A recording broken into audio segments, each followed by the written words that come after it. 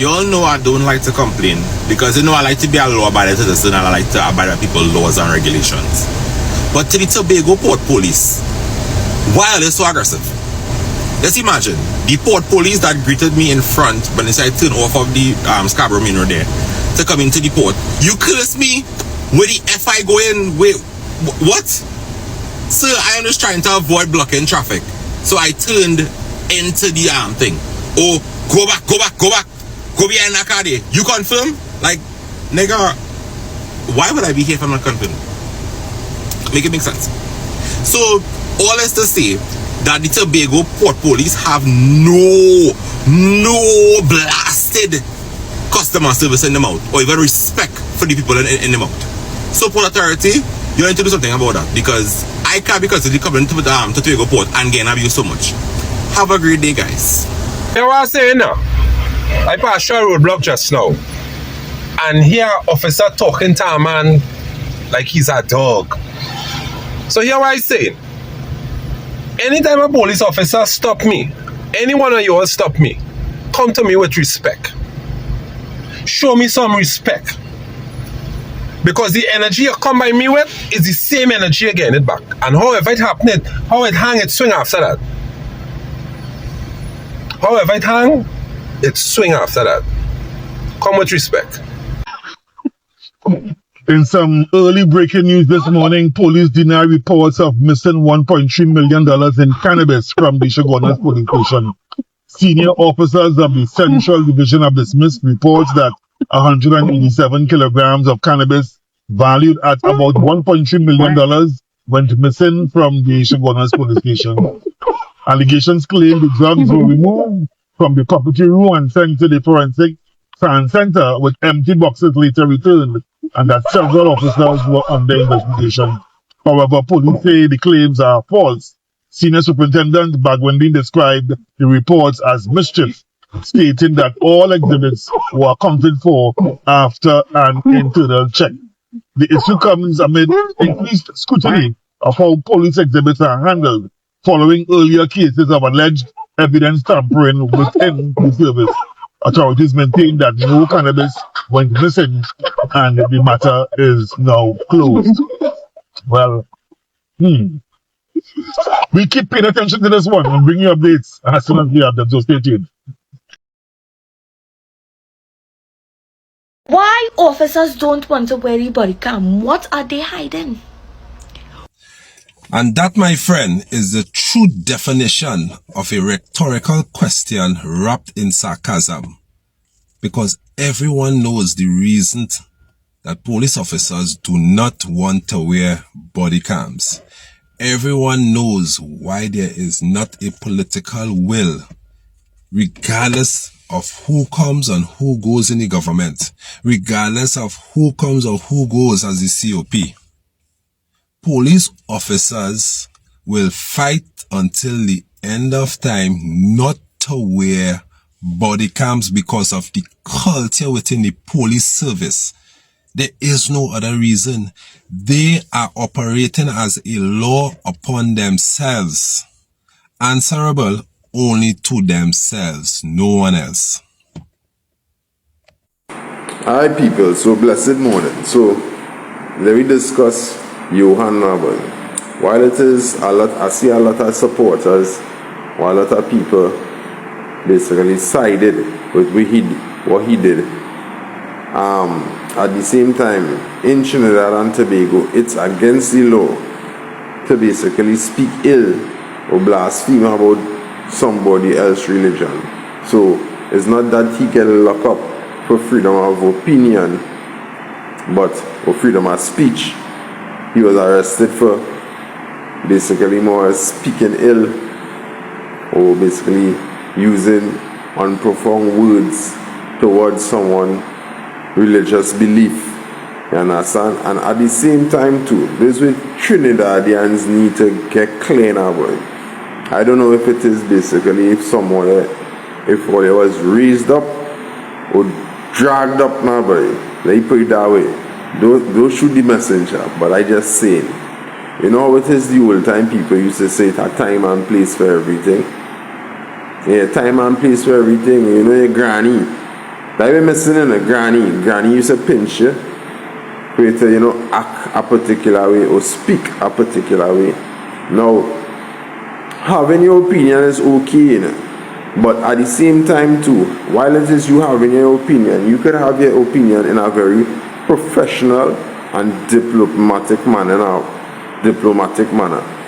And the thing about it is, Trinidadians don't understand that, because everything is a cuss. Like you and your mother see your mother, a set of disrespect, but yet still they want a voice to be heard and people to understand their plight and how it is they see things. But when it is your act that particular way you expect to be heard, really and truly, that is one of the reasons why police service does look at certain gatherings being held.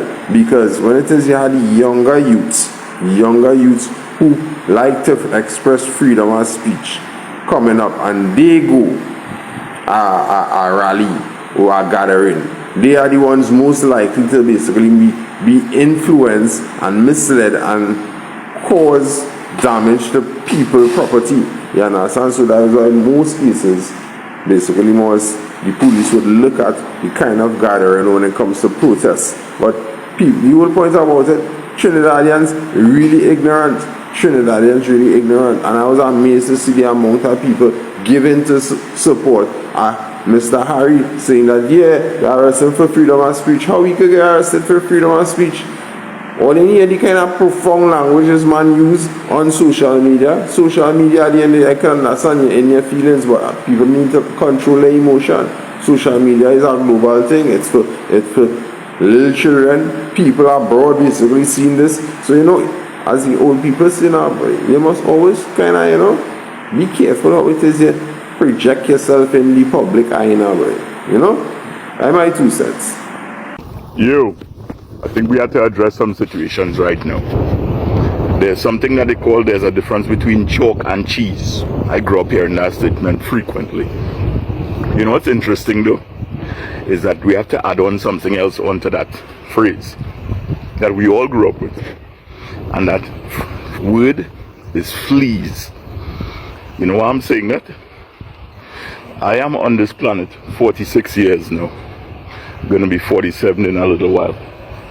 And what's going on blatantly is that those that claim to be policing us and protecting us are lying so blatant, it's clearly being seen. If you're a crime fighter and you're lying about information that you know you have, and you're omitting stuff because your family member, aka your in-law, is doing things, that shows bias. Now, if police officers have been known to actually be withholding evidence and stealing money, stealing contraband, raping people, extorting people, kidnapping people, this is something that we're supposed to be okay with. It's not a rhetorical question anymore. It's serious situations that are going on in our country. And it's not even up for debate. But still, some people want to make it okay. In no form or fashion could this be okay. And then furthermore, for anybody in authority, as in judicial, and the people that's supposed to actually have professionalism in the police service, this is not even transpiring. Because there's something called the Professional Standards Bureau, which part, the former head of it, knocked down a young man, nearly killed him, made sure to get off of this with the help of the judiciary, and anybody that asks questions about it was victimized publicly. This is not no hearsay I'm speaking. So let's go on to our next point now. The Police Complaints Commission is headed by somebody that's supposed to have the interest of who in his clause and mine at all times. The reason I'm asking that, now during the SOE, do you know how much people was murdered with police bullets? The reason I'm saying that, because there's something also called extrajudicial killings. This, when it transpires, is serious, yo. It's serious in Trinidad and Tobago history, because this has been happening since the years of 1986, with documentation being proven. You know what's also been happening? Police corruption. Now, the reason I highlighting that point, because if something happens to your family member, you will not get justice. But if you have on a uniform, or if you have a good couple millions, yeah, the story and situations will change. It's very interesting. In the past few weeks, look what transpired. So, how could the DPP not do investigations or have officers doing investigations on members of the Trinidad and Tobago Police Service? No, it's interesting. That shows another bias, that they don't want to actually hold accountability for wrongs being done in Trinidad and Tobago, and not for months, for years. Because Roger Gaspard, or Gaspard, how you want to pronounce it, is the individual who has the responsibility of observing many things. Furthermore, if you have a police complaints commission or authority, how could it be they are not, I repeat, they do not have any authority to charge anybody? Yet, what transpired for the past few years, for instance, the murder that occurred on July the 2nd, that was what? 2021, I believe? Yeah.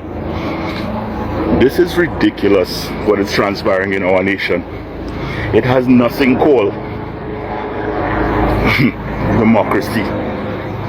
Furthermore, when the nation cries out, you have a lying police commissioner, not once, but more than 17 occasions, lied to the general public. So tell me now, in the murder, in the extrajudicial killing of Mr. Francoso, also Kyle, also Joshua, has anything transpired in Trinidad and Tobago yet? Furthermore, somebody known to be involved in corruption, also having an in-law that is heavy-handed and caught lying on many occasions, has he ever been suspended? Has anything happened to the Mayaro police station? Has anything ever happened to the Barbados police station? Ask yourselves these questions. Furthermore, when, I repeat, when a now government minister name has been calling in multiple extrajudicial killings, has anything ever transpired with him other than being suspended for a year, mocking a religion which part people have said his mother assisted him? All these questions interplay. Nothing in Trinidad and Tobago is changing. There's very interesting things that are happening for multiple years, which part rude boys, as the word was used in Jamaica in the 70s, are linking with the Trinidad and Tobago Police Service. More so with the murder and sexual assault on Miss Eversley. So, what's transpiring right now is the game of chalk and cheese proceeding to go on still. The reason I'm saying that is because the police commissioner, along with the Prime Minister of Trinidad and Tobago, said, don't worry about it. This is nothing important. It's just a matter of betrayal. Then, what transpired after that? You all claim that all they find back a certain amount of the guns and a great bit of the ammunition. But what transpired? Well, they put out a reward for anybody who have information in regards to the robbery and murder of the corporal, the female corporal. You're trying to lie to who? In what format? The reason I'm asking that question is because right now, Trinidad and Tobago cannot trust the police in any format. Because in Sandy Grande, what's going on is that everybody's saying the police are the biggest criminals. Some people don't want to listen, don't want to believe that. And I understand, just like what they said, just like what Maya Angelou said, when somebody shows you who they are, believe them the first time. With that being said, yo, good. Yo, I love words with a passion, so I tell like that. So what's going on right now, you need to understand something. This place called Trinidad has always been called a paradise, but if I could go back to 1984, which part police officers were victimizing people and sexually assaulting them in our police station. Doesn't it have a history of that happening then? Yeah. But what's interesting also, everybody, I repeat, most people, not just on social media, are saying that these officers know that they set up this lady for the fall because they know they wanted those guns. How it is somebody who's in prison, they're saying that his block get all the guns and ammunition. Yo, this is not an episode I expected to be seeing in our country called Trinidad. Furthermore, what this reminds me of, Assault on Precinct 13. It reminds me of Training Day. It reminds me of The Departed. What else I could bring up? Internal Affairs.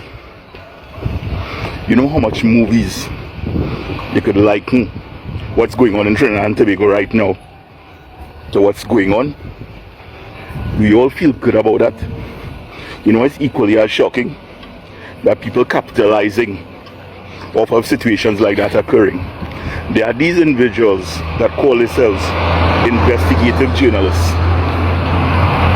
And from that happening, I want you to understand something. You see this white glasses wearer, and furthermore, what's interesting, his same brother-in-law, who was found to be overhanded on giving a man a police vehicle to take a young lady to her graduation is one thing.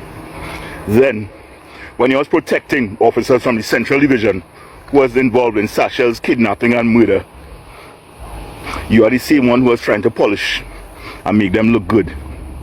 This is the same officer that you all give to head the municipal police station on the wharf, which part the woman was just murdered. Yeah, that's some good judgment. Very, very good judgment. Notice, while all this is transpiring, not a single word from David West. Notice once again, from since situations occurred in regarding Joshua Samaru, and regarding Kyle, and regarding Sowers, all these people were murdered under the SOE. Yeah. What is transpiring? Why no investigations happening? Why certain things have gotten dreadfully silent? Are we supposed to be okay with this? You all are really crazy. There's a reason why I changed my clothes, for people to notice certain things. The previous part of this video, I had on the Obey hat and a Johnny Walker t-shirt. Now I have it in black and white. And furthermore, a company that belongs to a casino.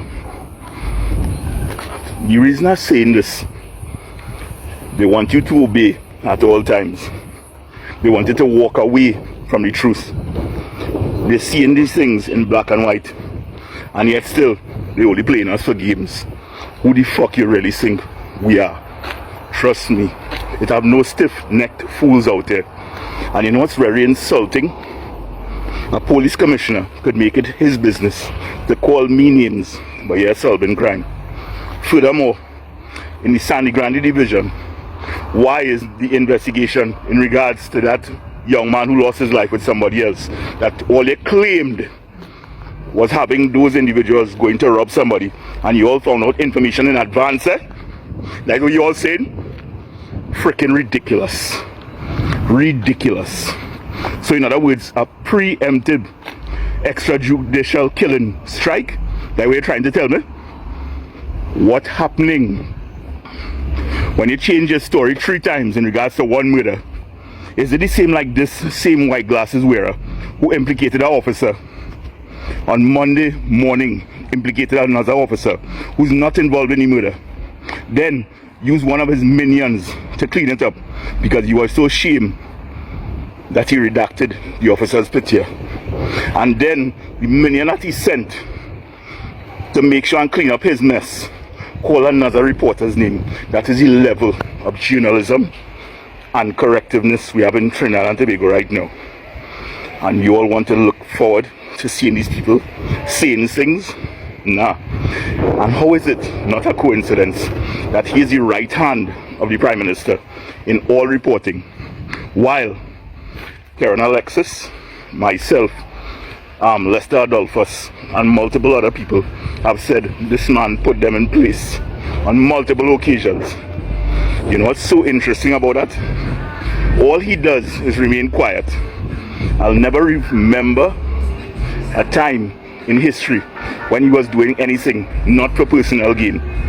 Anytime you have to ask a crime fighter to get paid, that is not a crime fighter.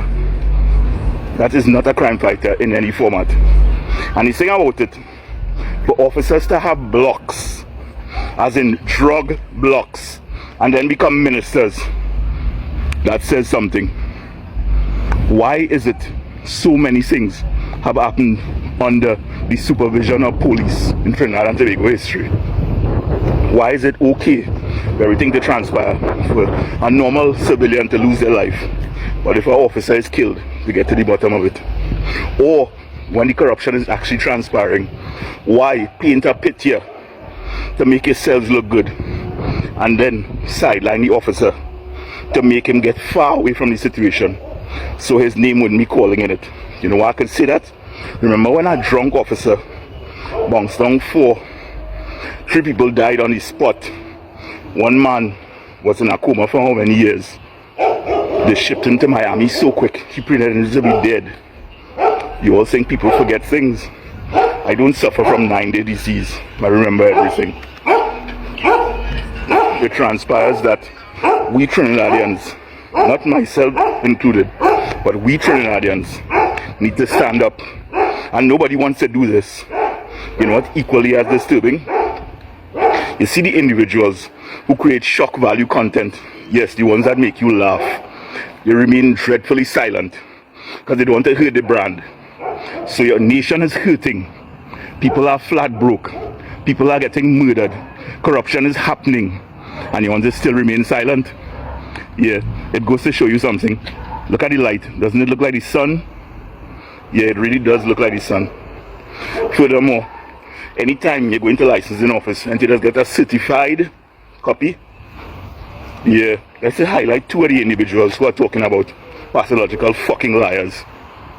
And if all they don't read between the lines, continue eating ice cream and laughing at somebody who has a biblical name, but one of the most miserable Chiren characters. Yeah, I just hit hard and I just speak the truth. And furthermore, if you're a real Muslim, how could you not care about your brother who got pulled down not too far is which part he living from in your area? These are the things people need to start observing. But check this. Roman roti, confusion and disorder is what this party promoting. And segregation, aka divide and conquer, is what people listening to. But if you don't put your foot down, you'll fall for anything. And trust me, I ain't falling for shit. I'm too big for that, because I'll hit the road and the concrete that I'm dropping on immediately. It's really shocking though. It's really, really shocking. So let me highlight something before I go now that will shock a lot of you all. A few months ago, a president made a statement about errant drivers who disrespectful. And people took notice of the statements that she made. And she was embarrassed by a lot of people. And also a certain disc jockey and celebrity who works for CNC3. He made some very outlandish statements. And you all keep on supporting him. But you all tend not to realize he's very good friends with NCW. And then furthermore, he's very good friends with certain officers that used to come to Slam Studios. And when they used to come to Slam Studios, every morning they would discuss things that were going on with crime and being paid to do that on their radio program. Well, they don't remember yet, but I don't forget. Right. 2 of those officers, one of them you don't hear from him in any format anymore. These are the things they're trying to highlight here. So let me show you something. When was the last time you heard anything about Brent Batson speaking about traffic offenses? Yeah, stopping for that one to make you understand the lies that are going on right now. It's supposed to be definitely hurting you all. Furthermore, did you realize that he's not coming out and speaking anything about what's going on in licensing office and the corruption that's going on in it? Why am I the only investigative journalist slash influencer slash TikToker talking about these things? Because the fear that people brand getting hurt because they're getting money to say and do certain things shocking. Look how simple it is. Today is the 24th, and the egotistical hoe, I have to say that, who claims to be a government minister, you're not taking care of your child, and for months people are observing you being a blatant racist, and furthermore you're saying the word nigger so much that it's really shocking. You know what's equally as interesting? These individuals around me and other Trinidadians who claim to be investigative journalists, why is it that they remain silent when somebody like me speaks? Some of these guys have strange bedfellows, and the people who pay them is even more interesting. I fear God, I fear no man. So when guys are insider guys and they claim to be journalists, I really clearly don't want to hear, much less understand. The fall of the Roman Empire is a hell of a thing. So here the scene. Some of the most evil people in history was Stalin, Hitler, Nero, Genghis Khan.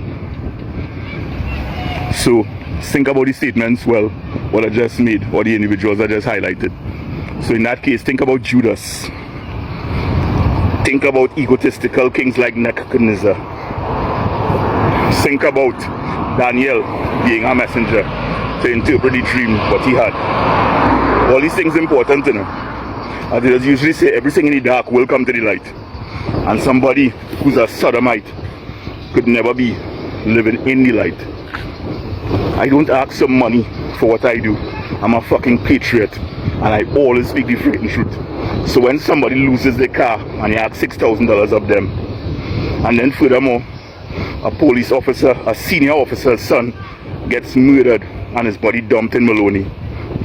Yeah, I want you to remember, go and do your research, because evil people, the karma does return. That's how water and rumors work. That's facts in life, you know. Because anytime water begins to drip, one of the most dangerous things is multiple drips full of bucket. And for being pathological liars for nearly 27 years and in the service means you're a mole. I could call your name right now, but then certain people in San Fernando will seek you out and blow your head open. That's how real I am. So to all the journalists who remain quiet and don't like to respond when a wolf slash real Trinidadian speaks, no problem.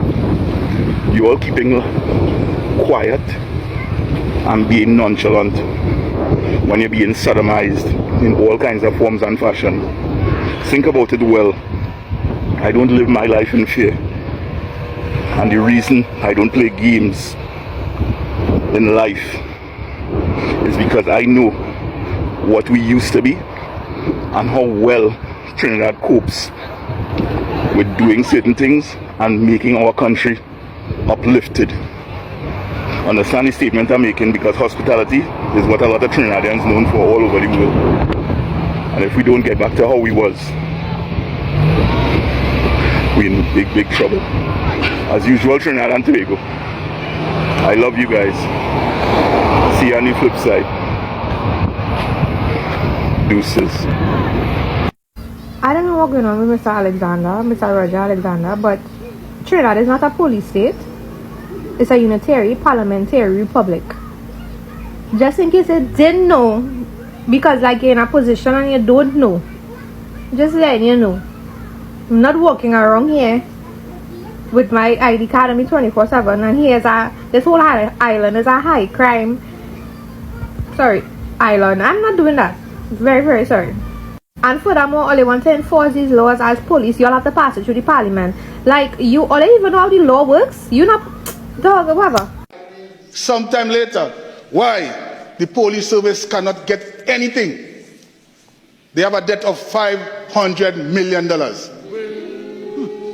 Still pending, Mr. Speaker. Mr. Speaker, while we were looking for for vehicles for law enforcement. I tried to sell the artificial turf on the hockey ground down at the barracks to see if I could get some vehicles with that amount of money. In order to fix a system, you first have to treat with the system. On entry, as the Homeland Security Minister, Mr. Speaker, shortage by the police, our number one crime fighting apparatus. The police short in terms of human resources and technology, Mr. Speaker. Vehicles, Mr. Speaker. The prison service.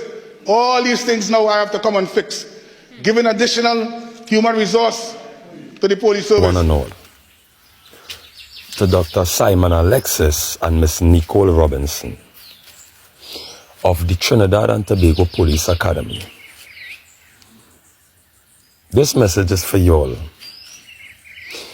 You all seems to be the ones responsible for the way these new recruits are acting.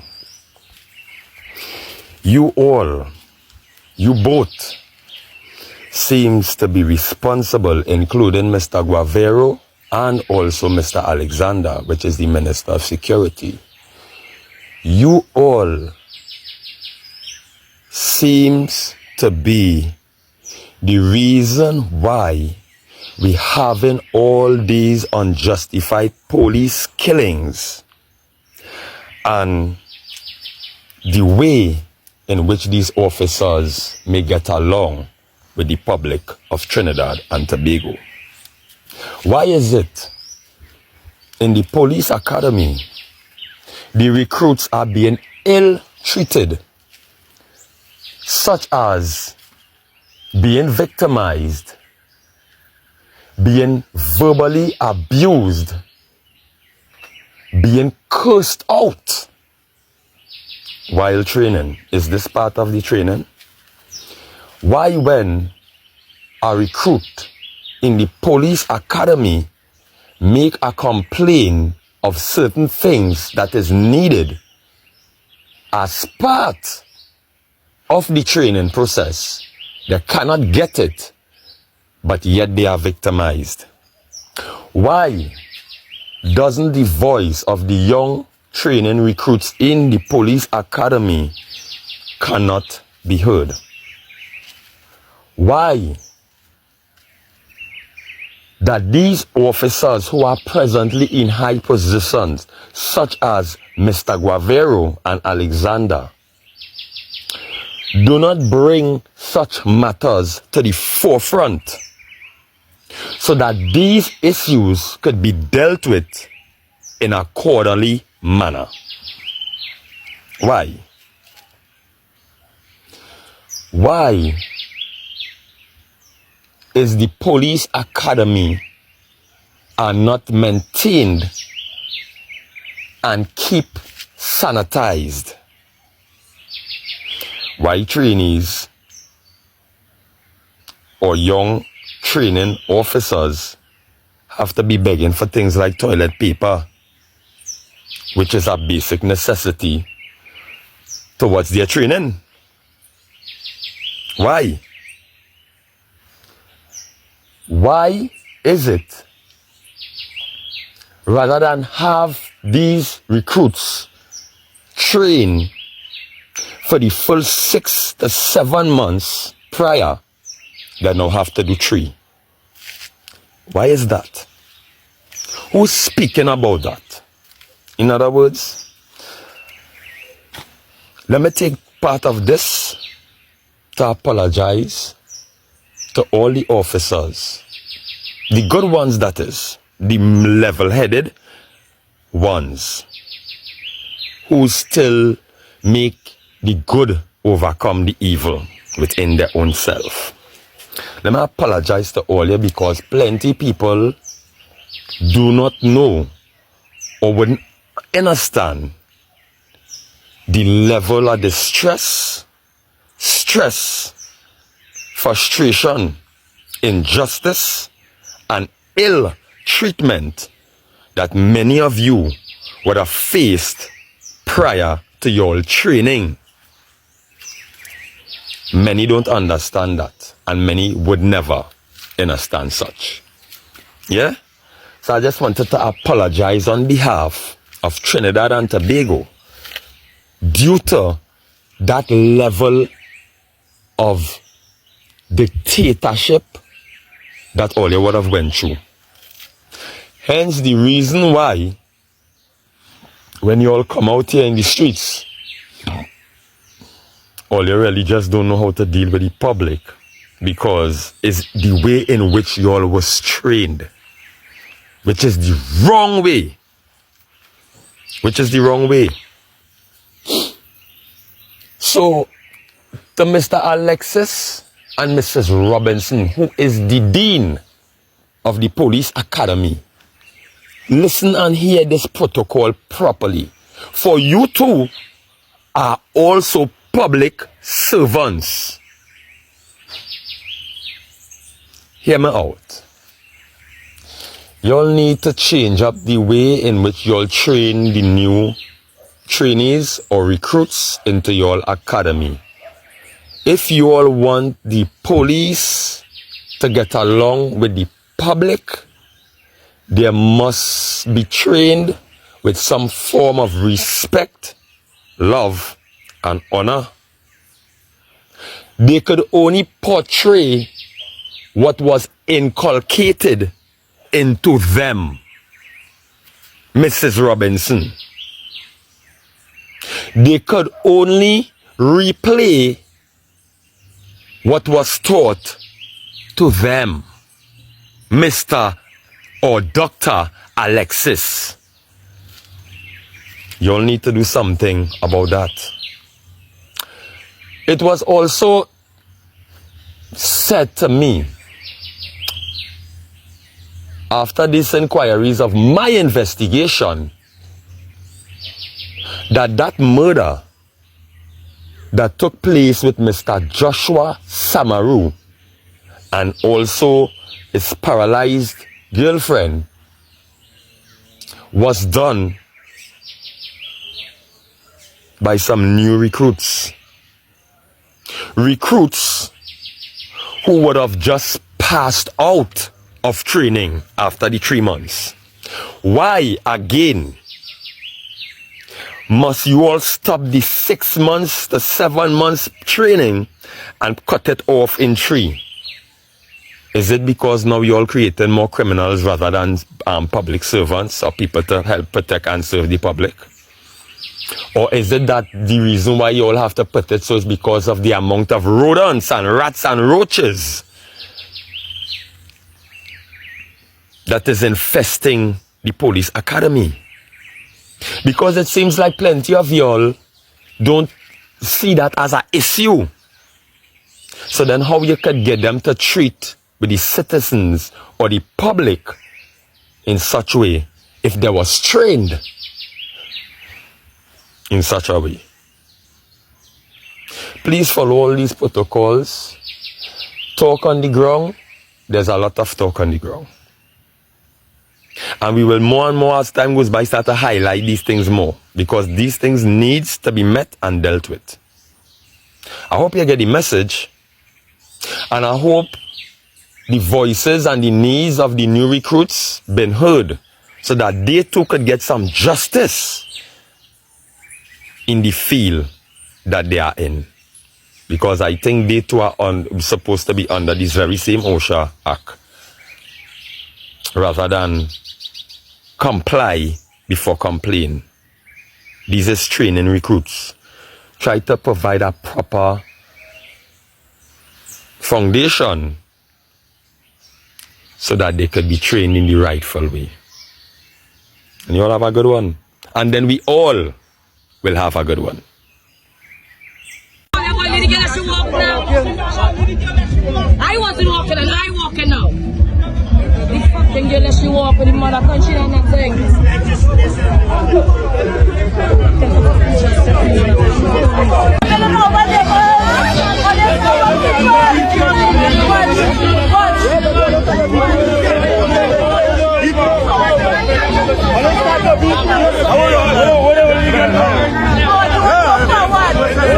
What Let's stay right here to the police.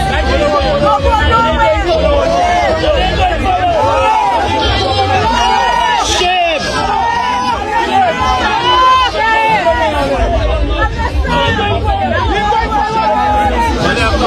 Just shoot all yourself in the foot. Just shoot all yourself in the foot.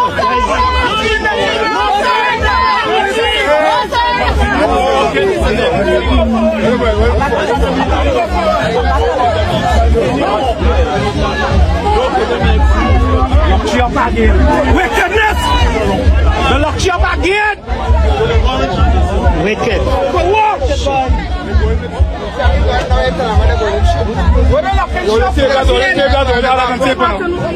What did you do wrong? Let's say black cat, she roll it up. You are stuck in the tree and your juniors bypass. You want to end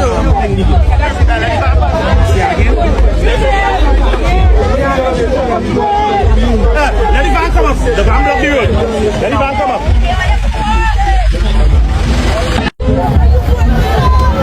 Shameful.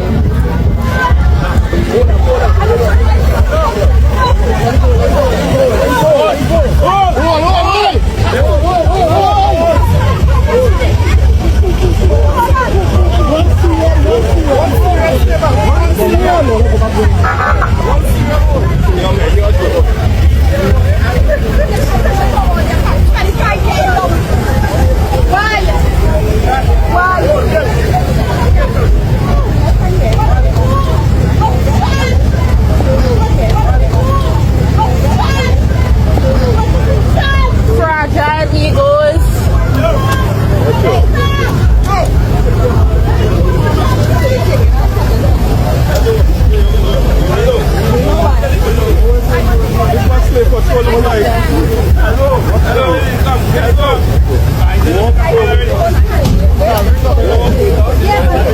This is great PR for the police service.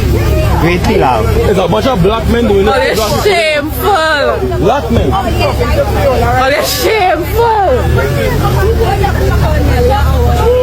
I cannot imagine it. You're like shameful. And your ego is fragile. She underworks, not the rest. Oh my God.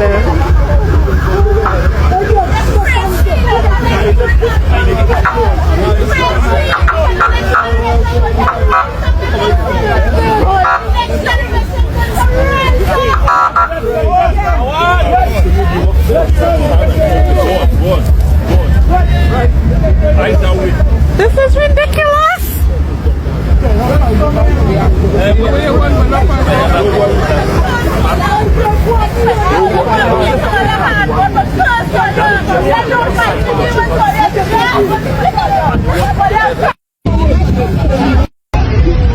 You know why? You know what is going on? This is what Slave Patrol look like.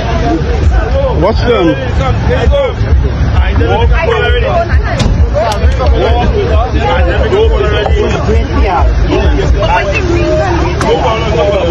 We could even ride what? Yo, I'm talking to Fiona right now. You get her.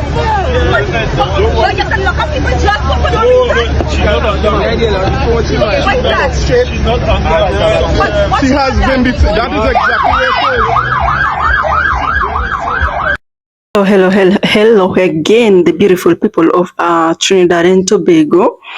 So today I want us to talk about the police and the public trust. Do you think that Trinidad TTPS can win back the public trust? What's your opinion, guys? I really need to know what you think about this particular topic of ours that we are talking today. So welcome back to this amazing channel. Oh my God, thank you so much for always being here.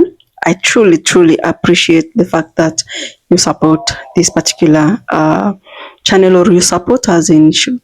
So today I want us to talk about something that is very interesting, and that is about a question that many Trinidad and Tobago people are asking, like, can the police really or easily win back a public trust?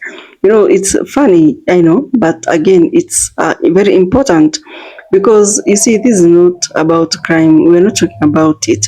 It's about confidence. It's about safety. It's about whether the good citizens of Trinidad and Tobago feel protected. That is all about it.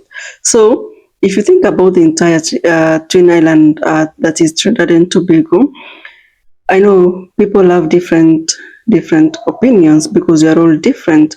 But at some point in life, I know you have had some trainees saying that the police are doing their best under difficult conditions. And I know that at some point you'll see clips of Trinidadians saying that there are serious problems that cannot be ignored. So, as you can see, this conversation about security is everywhere. Like, can the police easily rebuild their relationship with the community, with the villages, with the people? Can they fight crime effectively? Can they reform? Can these reforms be in a position to make a difference in the good island of Trinidad and Tobago?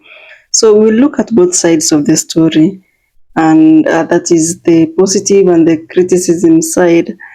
And of course, I know you've already heard what the citizens of Trinidad and Tobago are saying.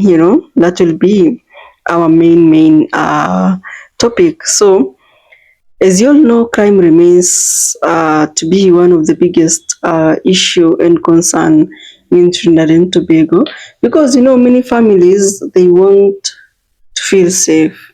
Communities want to feel safe.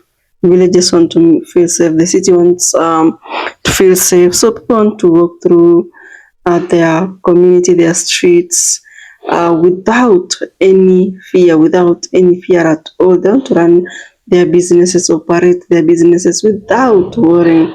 They want their children to go to school in safe and neighborhoods. And you see, fighting crime in itself is very complicated, right? Because it requires more than that, just the police presence. It requires intelligence, community cooperation, investigations to be done very fast. It needs trust from the public, because if other people don't trust the system, that will mean that they're not going to share any information, right? So, it's very delicate, because the public needs to share information in order for intelligence to work, the system to work. So, if they don't report these things that they are seeing, that will make the police department harder and harder, and it will be very difficult for the police to work. So, a police, in short, cannot work alone. They need the public, and trust needs to be there. So the public, in this short, the people, they need to believe that speaking up will make a difference. So what do you think Trinidadians are saying? I know it's a mixed reaction. Yeah, I shared it in this video, and I know you are seeing other people saying that they need more visibility, and that they want to see the police officers in their communities. They want faster response systems or times. They want more engagement with the police.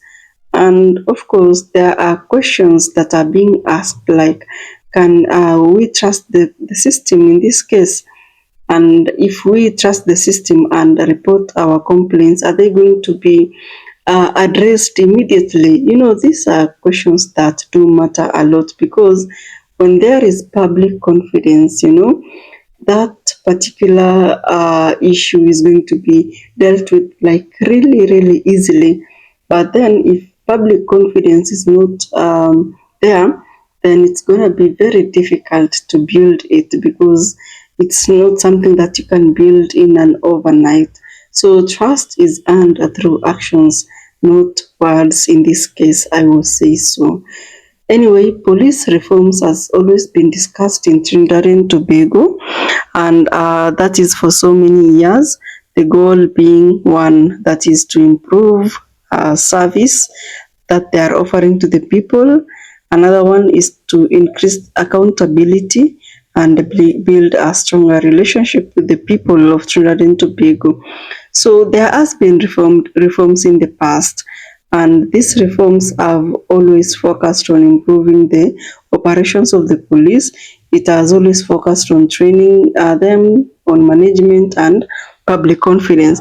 But you see, reforms are not just about equipments at the end of the day. It's about culture. It's about how citizens are treated. It's about professionalism. It's about transparency. And you see, one thing with a modern police service, it needs public respect and trust. And it also needs to respect just like everybody. So all these things do matter a lot. And if you talk about community and the police, one of the major idea about community policing is brought about by a very simple concept. You see, police and the ordinary people, they work together, right? It's not like they are strangers, but as they work as partners. So in most of the times, these officers, they know the community, and because some even live there, and the community or the people, they know the officers. So in this case, problems get to be identified like at an earlier stage, and solutions get to be brought out like, or the solutions come in like by both the police.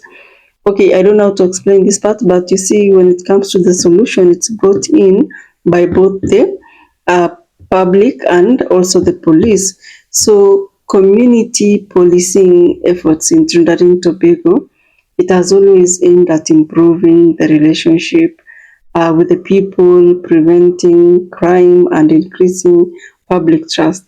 But you see, many Trinidadians are saying that, I mean, this must be more than a slogan. It must be something that people feel like in each and every day of their life.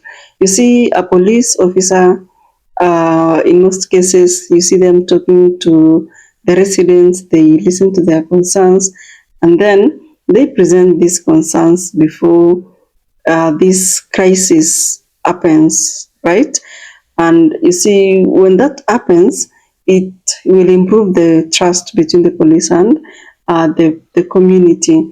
So if you talk about the positive side of this particular topic, I know there are police officers who serve with the dedications and who respond in difficult situations.